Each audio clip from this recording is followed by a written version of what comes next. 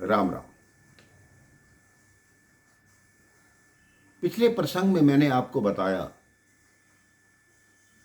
कि श्री रामचरितमानस का बालकांड समाप्त हुआ। आज से मैं आपको अयोध्या कांड के विषय में बताना आरंभ करूंगा। बालकांड बाल्यावस्था का प्रतीक है और अयोध्या कांड यौवन अवस्था का प्रतीक है। जिसकी बाल्य व्यवस्था व्यवस्थित होती है मेरे भाई बहन, उसकी यौवन अवस्था भी व्यवस्थित होती है, और जिसकी यौवन अवस्था अच्छी बीतती है उसकी उत्तर अवस्था उससे भी अच्छी होती है।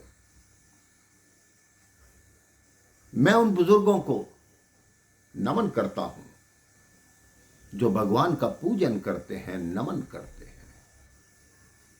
लेकिन भगवान का पूजन, भगवान की भक्ति यदि बाल्यावस्था से आपकी आदत बन गई तो मेरे भाई बहन आप याद रखिए, भगवान को ताजे पुष्प चढ़ाए जाते हैं।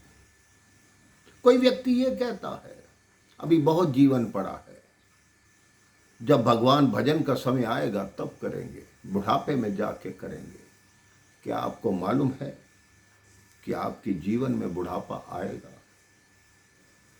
बचपन से ही अपने बच्चों में ये संस्कार डालिए कि प्रभु का नाम लें, प्रभु का स्मरण करें, प्रभु के चरणों में वंदन करें। उनको नमस्ते की जगह राम राम सिखाएं।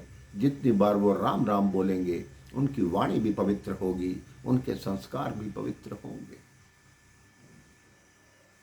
मैं आपको पहले भी एक बार बता चुका हूं कि राम राम बोलने से आपकी एक माला पूर्ण हो जाती है। आप अपने बच्चों में संस्कार के बीज बोएंगे तो उनका पूरा जीवन ही व्यवस्थित बीतेगा। अयोध्या कांड ऐसा कांड है मेरे भाई बहन जिसमें कोई युद्ध नहीं है। युद्ध है तो अपने अंतःकरण से, युद्ध है तो अपने परिवार के भीतर से ही, लेकिन बाहरी शत्रु से कोई युद्ध नहीं। अयोध्या कांड का शुभारंभ भगवान शिव और मां पार्वती की स्तुति से होता है।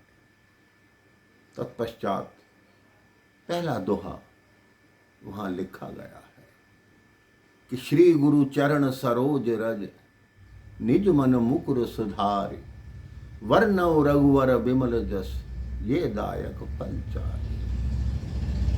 सबसे पहले दोहे में उन्होंने गुरु की वंदना की है कि गुरु के चरणों की रज को अपने मस्तक पर धारण करके मैं ये कांड आरंभ कर रहा हूं। मिथिला से सारी वधुएं अयोध्या में आ चुकी हैं। उनके जो भी संस्कार थे, बहुओं के जो जो नियम थे, उनकी सासू माँ ने सबको समझा दिए। सब अपने अपने कार्य पर लग गई। सबकी दिनचर्या निश्चित हो गई। अयोध्या के महलों में खुशियां ही खुशियां फैल रही। अचानक एक दिन राजा दशरथ आईना देखते हैं कान के पास दो सफेद बाल निकल आए। लोग सोचते हैं मेरे भाई बहन, आप कभी भी ध्यान देना, सबसे पहले आपके सफेद बाल कान के पास ही निकलेंगे। उसका अर्थ यह होता है कि बुढ़ापा कहता है, कान में आकर आपको बताता है कि मैं आ गया हूं, अब तो भगवान का भजन शुरू कर ले। भगवान कई तरह के चिन्ह आपको भेजता है, कई तरह के संकेत आपको मिलते हैं, लेकिन आप उन संकेतों को समझते नहीं मेरे भाई बहन। दो मित्र आपस में चर्चा कर रहे थे। कहते हैं भगवान ने दो कान क्यों लगा दिए, इसकी जगह छेद ही रख देता तब भी सुनाई देता। दूसरे मित्र ने व्यंग में ही उसका उत्तर दिया कि अगर छेद होते तो आप जो चश्मा लगाते हो ये कहाँ पे रखते। अयोध्या कांड की आगे की कथा बहुत विस्तृत है, मैं आपको अगले प्रसंग में सुनाना प्रारंभ करूंगा। राम राम, जय श्री राम।